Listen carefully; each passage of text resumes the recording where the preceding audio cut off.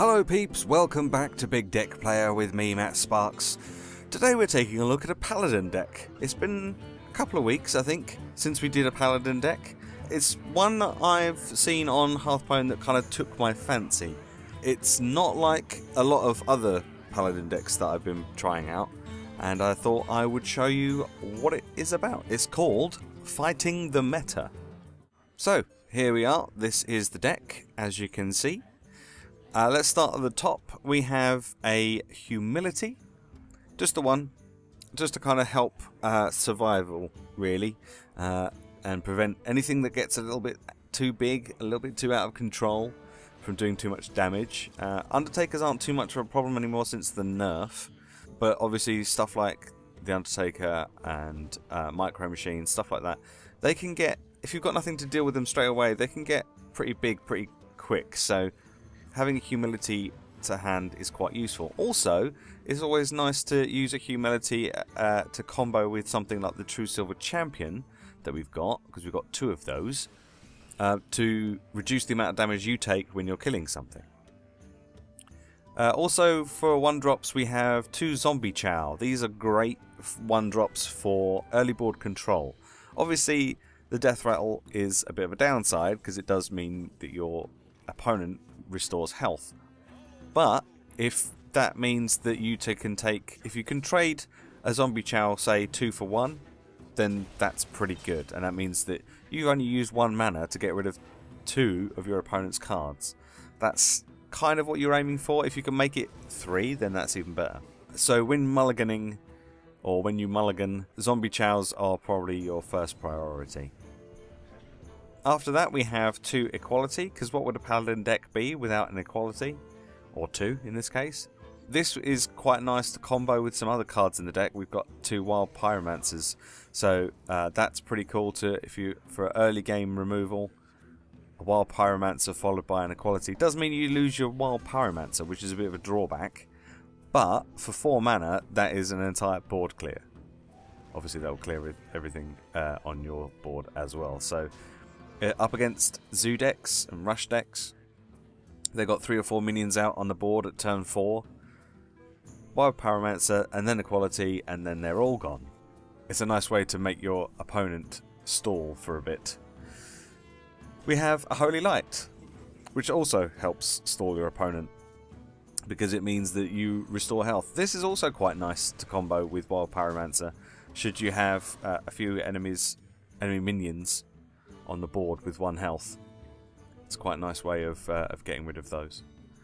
2 Ironbeak Owls, so we get 2 silences in this deck. In most decks, I only ever see 1 silence, unless you're playing a druid, in which case this is pretty nice. So you can use these to not just on like waiting for 1 big thing or 1 nasty thing. You can use this on something smaller as well if you wish. I find using this on some of the mechs that spawn other things, or the spiders, or harvest golem, stuff like that. Anything that will help keep board control for yourself. So I find that using Ironbeak Owls for those sorts of things is pretty useful. We have 2 Sun Fury Protectors. Now you might be thinking this is a bit of a weird choice. It probably is. But it's quite nice to combo with some of the things that we've got later in the deck. We've got some fairly big hitters later on in the deck, so I wouldn't suggest getting these in your opening hand. I mean, you could, because you know it's a 2 mana drop and it's a 2/3 for 2, so it's not too bad. But I think you'd rather keep this for later in the game. As I mentioned earlier, we've got 2 Wild Pyromancers, which combo nicely with lots of different things in this deck. We've also got Consecration for board clear as well, so your equality can combo well with the Wild Pyromancers and the Consecration. We have 2 Aldor Peacekeepers. Now these are pretty cool for the main reason that they do the same thing as Humility does. They change an enemy minion's attack to 1, which means if you're using True Silver Champion you take less damage, but it also combos quite nicely with a 5-drop here, a Stampeding Kodo, which destroys a random enemy minion with 2 or less attack.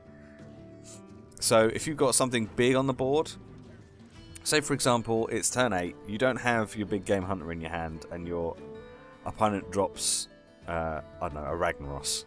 You can Aldor Peacekeeper to bring its health, bring its attack down to 1, and then you can use your Stampeding Kodo and it will get rid of it, which is pretty cool. As I mentioned, we had a big game hunter. In aggro and rush decks, you don't generally get many minions that have more than 7 attack. They might get buffed, which is a possibility. You might get a Dr. Boom, because Dr. Boom seems to be flavour of the month at the moment, as far as legendaries are concerned. So it's nice to have him there just in case. Whether you'll draw him or not is another matter, because one thing I have noticed about this deck is that it kind of lacks card draw. And I think that might be your only downfall with this deck. As I mentioned before, we have 2 True Silver Champions, healing yourself for 2 and doing 4 damage, 2 durability. True Silver Champions are pretty much a staple of the Paladin deck. You can't really have a Paladin deck without having a True Silver Champion in it, really. Got 2 Consecrations, great combo for using this with the quality turn 6. Complete board clear on their side. Obviously that means that your stuff stays alive. Again, another nice way to get rid of rush and aggro decks, or anything big for that matter. Anything big. If you're playing maybe a handlock, or there's a mage deck that uses a lot of giants, a quality consecration can really put a dampener on things for them. We have a Kazan Mystic, just the one, to take control of a random enemy secret. Now,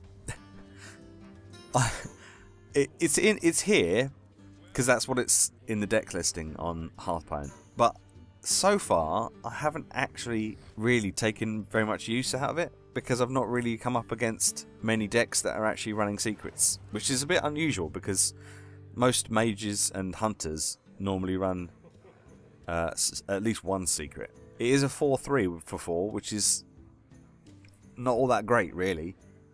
So yeah, I'm just a little unsure of this. I guess if you're coming up against a lot of those kind of decks, then Kazan Mystic is going to be really good value. But if you're not, then you might want to switch it out for something else. What you switch it out for is entirely up to you. I mean, just a Chillwind Yeti would be better than this, stats-wise. So, you know, it's up to you.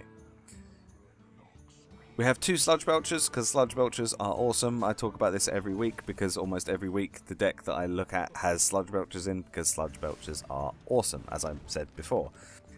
Stampeding Kodo, as I mentioned before, we have a Sylvanas Windrunner, which almost always acts as a soft taunt nowadays. You hardly ever see it actually work. Every time I put Sylvanas out, she'll either get Hex, or Polymorph, or Silenced, or they'll kill off everything that they've got on their board, taking her out so that when she dies she doesn't take control of anything. She's good because it does act as a soft taunt and your opponent has to deal with her straight away, but yeah, I very rarely see her actually take control of anything from her death rattle. So, but she's there, and she's a pretty solid 6-drop. So, 1 Guardian of Kings to give you a bit of survivability, plus it's a 5/6, which is a bit of a pain for most people to get rid of. I mean, it is prone to fireballs, but not everyone has fireballs, so in that respect it's pretty good. It usually trades 2 for 1 as well, so on that basis it's a pretty good card. At 8 cost, at 8 mana, this is your only form of card draw, and that's a Lay on Hands. So you restore 8 health and you draw 3 cards. That is the only card draw, and I don't think it's quite good enough, unfortunately. But that's the way this deck works. So if you're finding that you're lacking on card draw and you're playing games with this deck and you find that you don't really draw enough cards, then you might want to switch out, say, your Kazan Mystic, which I mentioned earlier. You might want to switch that out for, I don't know, an Acolyte of Pain or something to give you a bit of card draw. Obviously, if you're running low on health and you don't have the Molten Giants in your hand, or you're running low on cards, then use Lay on Hands. But I generally find putting out your two Molten Giants first and then using your lay in hands is probably a better way to do things. We have a Tyrion Fordring, because he's fairly solid 8 cost. I mean, 6/6 for 8 isn't too bad, but the fact that he has Divine Shield and Taunt is pretty good, and you get the 5/3 Ashbringer when he dies, which is awesome. So that's a really good card. Again, this is another one that's kind of prone to polymorphs and hex and silences and stuff like that. So maybe if you put your Sylvanas out first to kind of bait that kind of stuff, in the hope that they use those kind of removals spells on Sylvanas or even your Sludge Belchers, so that when Tyrion comes along, they don't have anything to do with it. That would be awesome. As I mentioned, we got the 2 Molten Giants, and then finally we have Alexstrasza. Set a hero's remaining health to 15. Now, you probably won't need to use this on yourself. I mean, I guess if you really desperately wanted to get your Molten Giants out and you were still at, like, I don't know, 23 health, you could use this on yourself just to get your Molten Giants out, but I think that might be a bit risky. So, yeah, probably best to use this on your opponent. And this is probably when you want to use your Sun Fury Protector that I mentioned earlier, that gives your adjacent minions Taunt. Using it on Alexstrasza or the 2 Molten Giants, even the Guardian of Kings and Sylvanas, any of those, you're going to get pretty good value for your taunts. And that is the deck. As per usual, I will put a link in the description which will take you to Hearthstone, and you can check this deck out for yourself. Once you're there, be sure to give it a plus rating, because I think this is a pretty fun deck to play, and it's been pretty solid so far. Obviously, card draw is going to affect it, but then that's the way that this game works. It's always going to affect it regardless of what deck you're playing. So when you want Mulligan, you want to try and get your Zombie Chows, maybe a Wild Pyromancer, maybe you want to get an Aldor Peacekeeper in there as well, because they're all fairly solid cards for the mana that you're using. So if you decide to play this deck, let me know how you get on. If you make any videos of this deck, feel free to link them to me on Twitter and I'll be sure to check them out. So thanks very much for watching. I will see you next week for some more Big Deck Playa. Thanks again. Bye bye.